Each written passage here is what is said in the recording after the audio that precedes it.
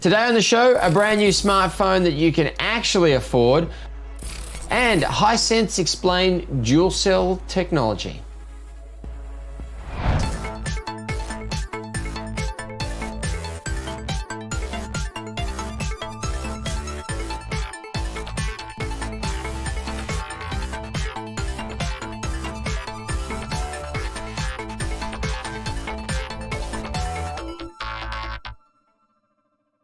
In tech news this week, Telstra's put out an outline on how eSIM technology is going to be smoothed out.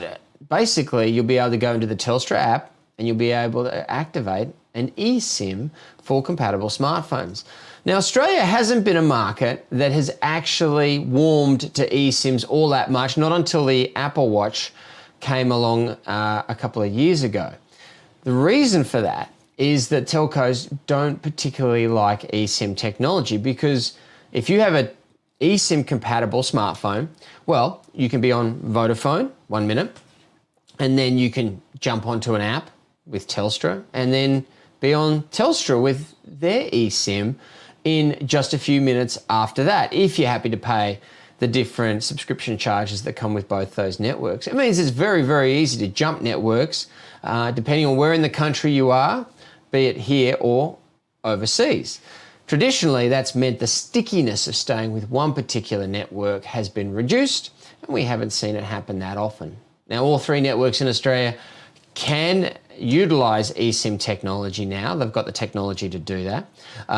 We're going to see more eSIM technology develop in the future. Telstra has basically come out and said that they're going to make the process of jumping to eSIM much more user-friendly.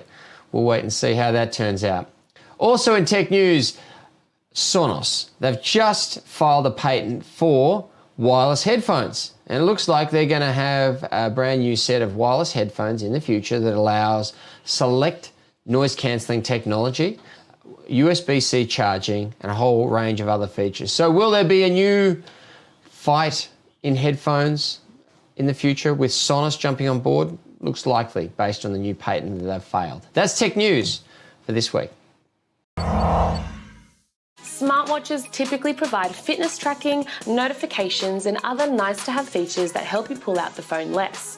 TCL has envisioned a different type of smartwatch that helps parents keep track of their kids' activities. The Tcl Time Smartwatch is intended to live on a child's wrist and provide their parents with GPS tracking, video calling, messaging, and geofencing for more peace of mind during outings. This way your kids don't need to have a fully fledged smartphone in their pocket to stay in contact. The watch features a suite of tracking sensors, making it easy to see where your child is at all times. Alerts can be set if your child leaves a given area of the map. This is called geofencing. Additionally, children can check in with their parents anytime without the need for a phone. Hi, Cooper. Hello. With a 4G LTE connection, video calling is smooth and stable. Bye. And the kids can send pictures, voice messages, and simple emojis to one-on-one or group chats.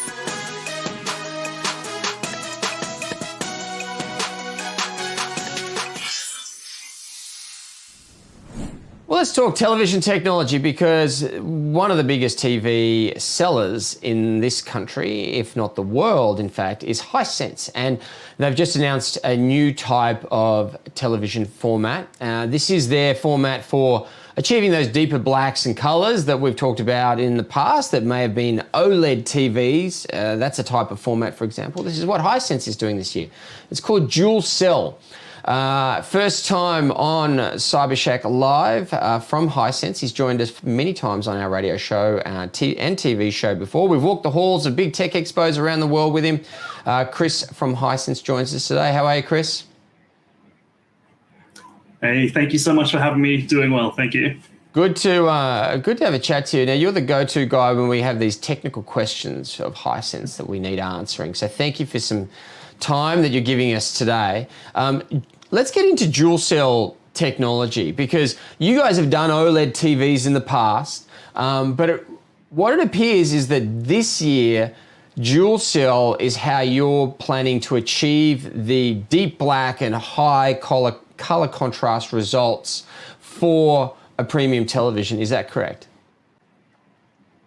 Yeah, that's exactly right. So to that effect, we've actually discontinued our OLED TV and superseded it with our dual cell TV as a big statement from us at Hisense. So Chris, I guess the question we all want to understand first and foremost is what is dual cell TVs and how do they differ from other TVs that we might see out there on the market? So dual cell's big innovation is in the dual. There are two cells in this TV. So basically, a normal TV, you've got the color layer, and then behind that, you've got the backlight system and whatever quantum dots and whatever things you want to put in there to improve the color. But you only have that one color layer.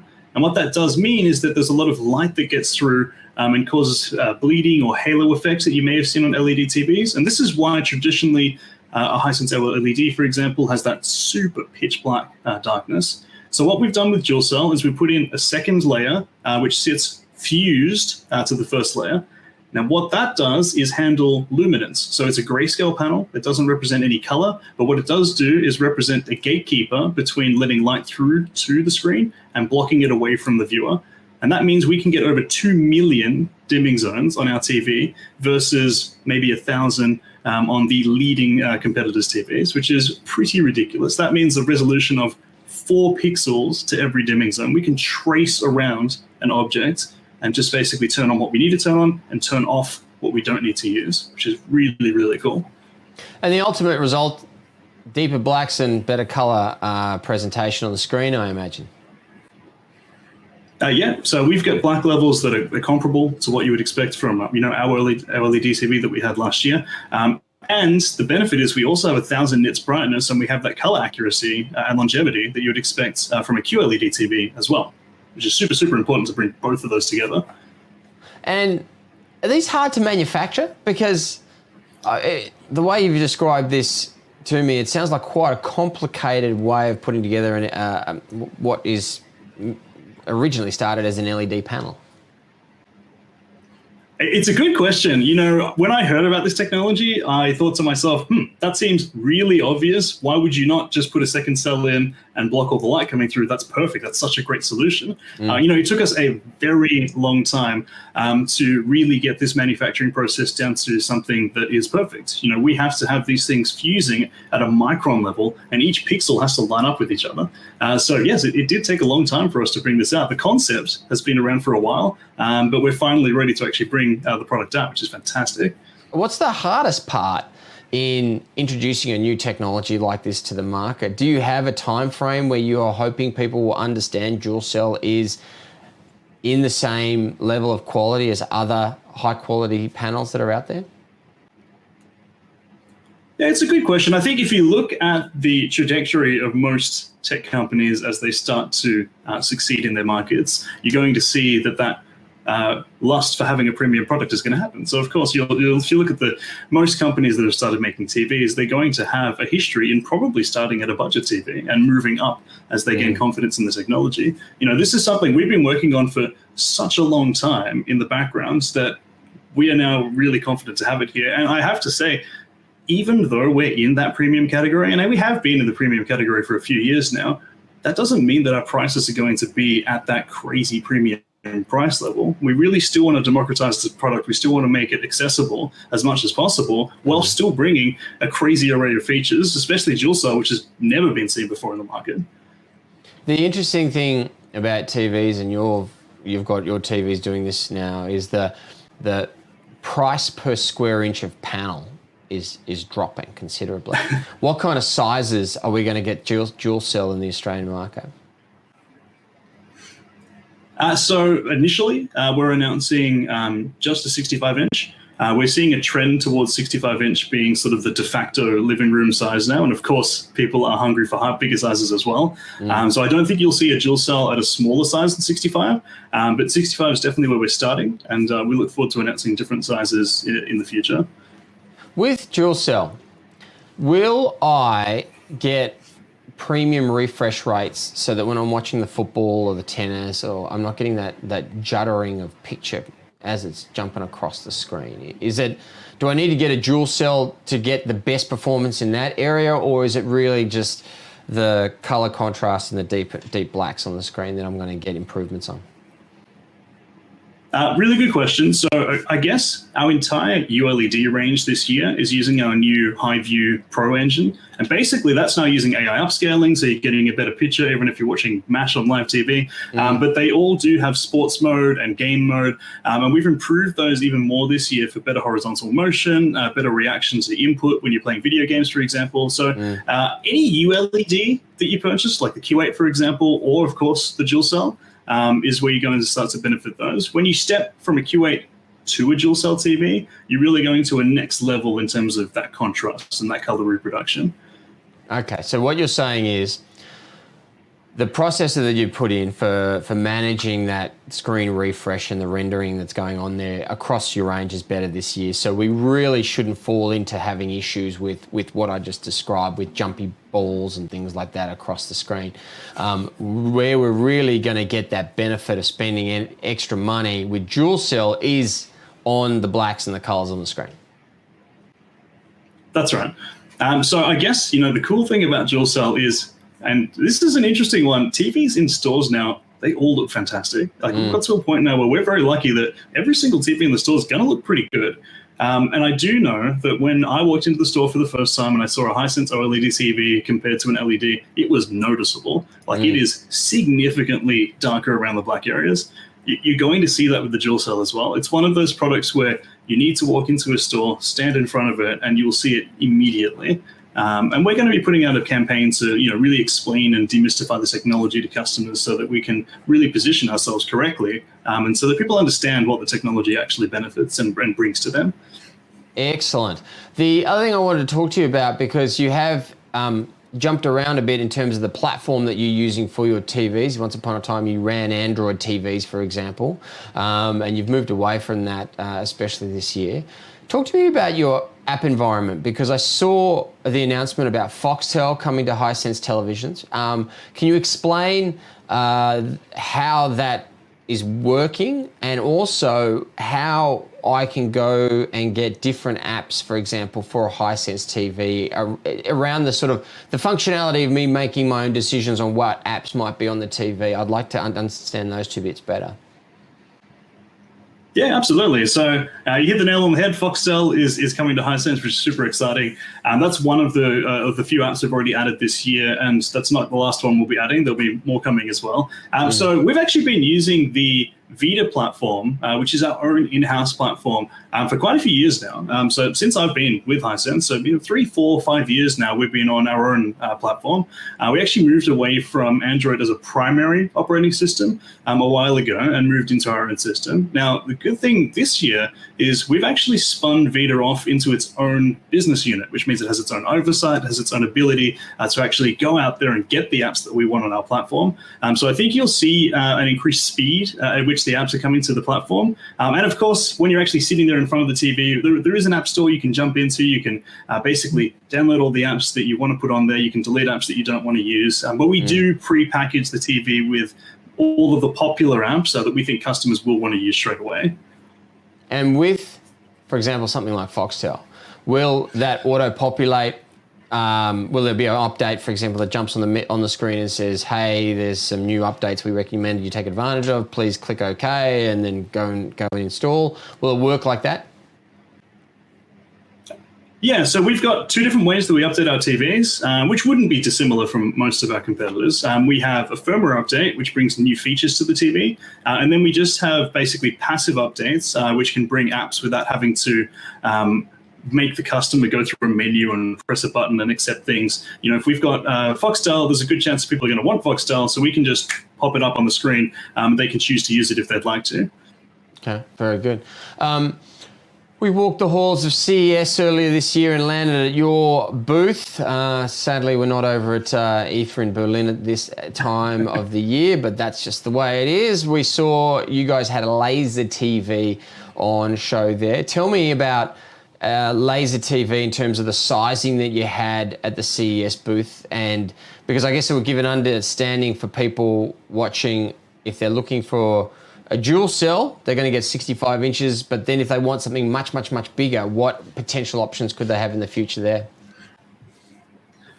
Yeah, 100%. So actually, when it comes to Hisense in Australia, we actually have a few big options. Laser absolutely being one of them, and we're continuing with laser this year. So you will see announcements around that pretty soon. At CES, we showed off some crazy sizes. You did. Up to 150-inch laser TVs, which looked fantastic, to be honest. One other thing we're going to be doing very shortly is also bringing a 100-inch LED TV to the market as well.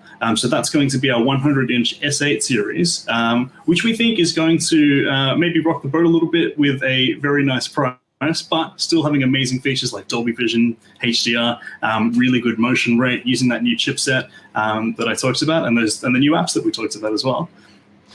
Sounds like you guys are going to have a busy year in TVs. Dual cell, 65 inches. It is announced. It is coming to stores, rolling in as we speak. Have a chat to your local retailer if you want to see what they are. If they're not there yet, they'll be there very, very shortly. You got laser announcements coming up, Foxtel populating onto televisions as well. And we also appreciate you taking us through an explanation on how your app store and service works as well. Chris from Hisense, great to have a chat to you today. Thank you. Thanks for having me. I appreciate it. If you're after some peace of mind while away from the house, Arlo has a great platform of convenient security cameras to protect your home. Arlo Ultra is the company's most sophisticated smart camera system to date, featuring 4K recording, two-way audio. Hey, looking good. Thanks for setting up the cameras. Enhanced night vision, and panoramic 180-degree field of vision, Arlo Ultra can give you an easy solution to home security. Arlo Ultra packages come with a 1-year subscription to Arlo Smart, which provides cloud storage for your footage, active alerts to your phone, and the ability to set monitoring zones to tailor alerts. Well, let's talk about smartphones, and a smartphone that's getting a lot of attention at the moment is from TCL. They've got the 10 Pro. Just launched. I thought we'd have a chat with Jeff Quattromani. He's been putting it through its paces. How are you, sir? Really well, Charlie. How are you? I'm good. I've had a look at this handset for $750. I thought it was quite a nice piece of kit. I was really keen to get your thoughts.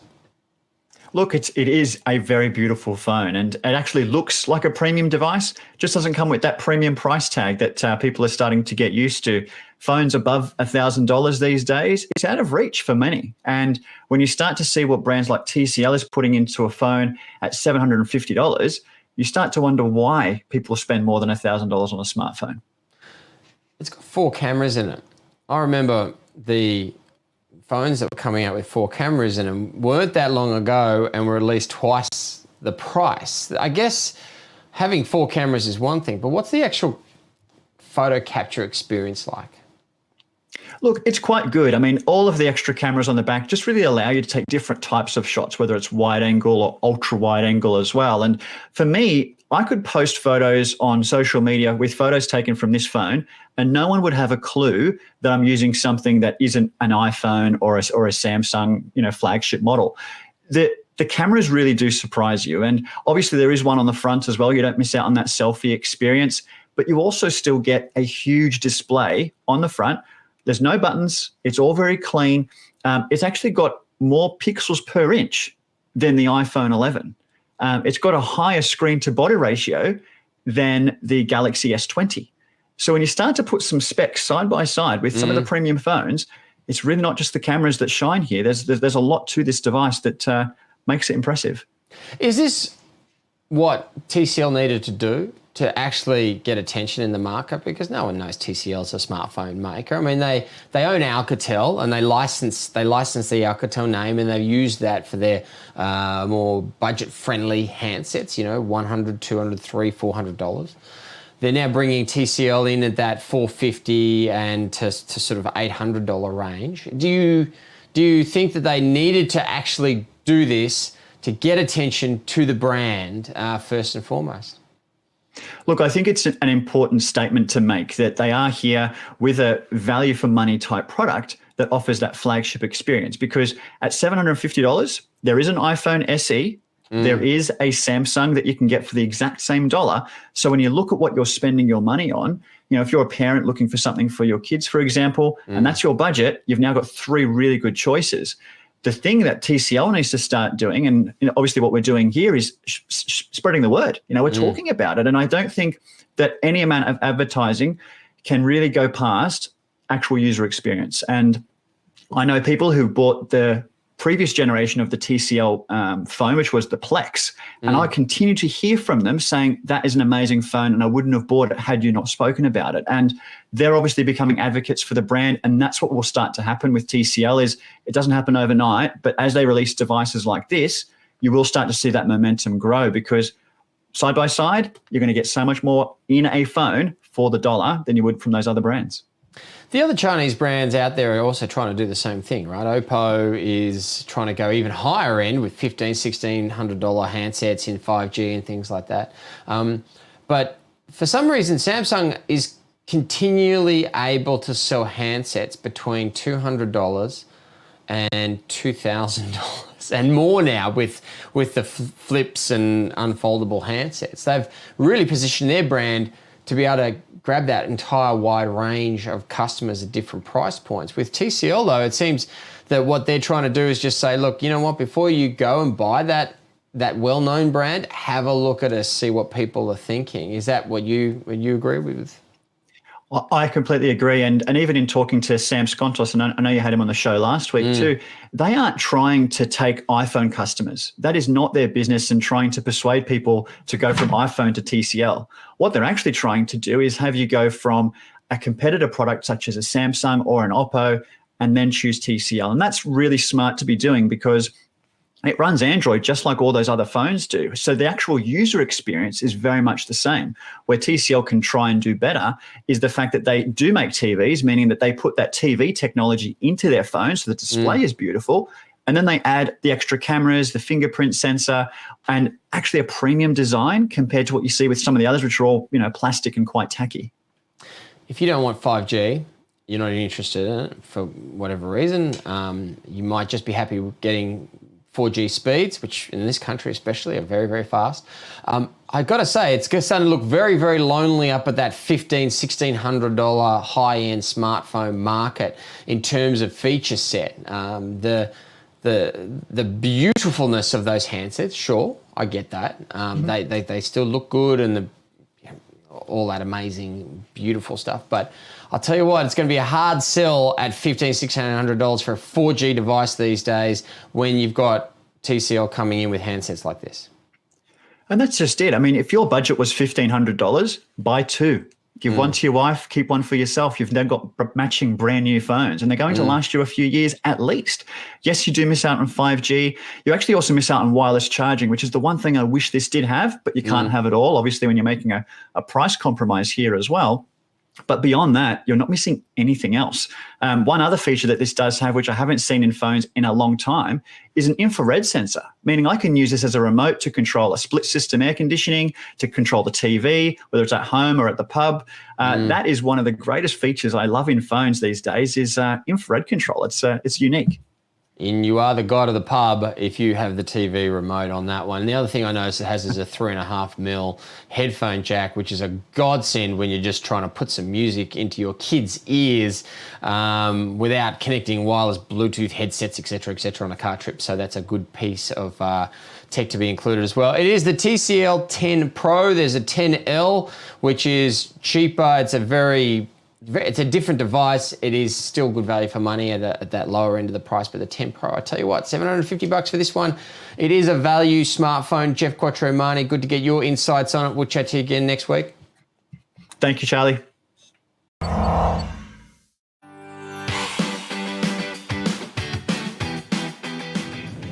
This is Genie, the touchscreen device delivering your favorite streaming entertainment. It's smart, safe, and fits in your pocket. You'll notice that Genie has no cameras, as this is an entertainment device.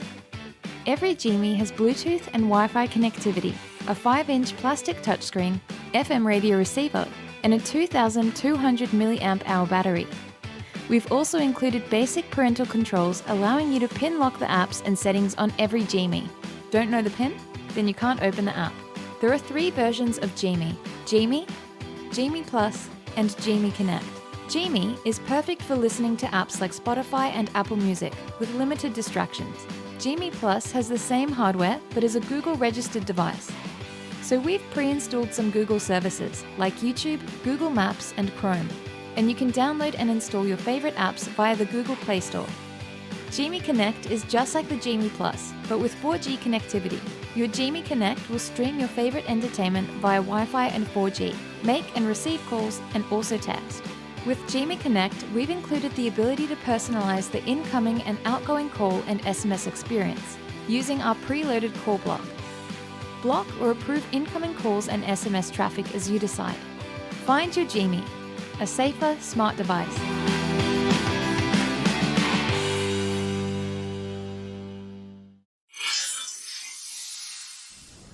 Thanks for tuning in today. Jeff Quattromani, tech expert. We appreciate his time. Also, Chris from Hisense. We'll have the individual discussions with those guests on our Facebook page soon. Don't forget your questions as well on the email or through the comments section, and we'll have more tech news and lots more for you next week when we return with Cyber Shack Live.